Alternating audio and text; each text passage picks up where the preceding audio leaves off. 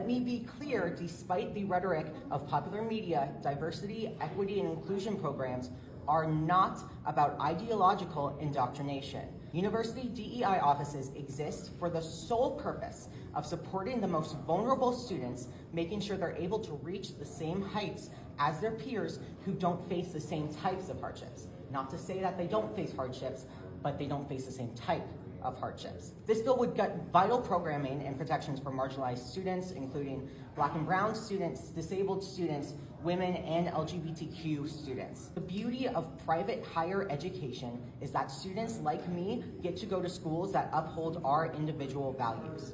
If it weren't for Drake's community to diversity, equity, and inclusion, I would not be going to school in Iowa. And the vast majority of my peers would say the same if they were in this room with me today.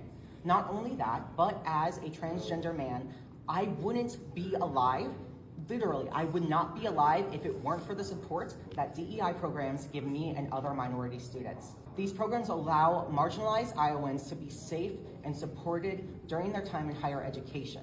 With the passage of Senate File 2435 last year banning DEI in public universities, private institutions are the only options left for students like me.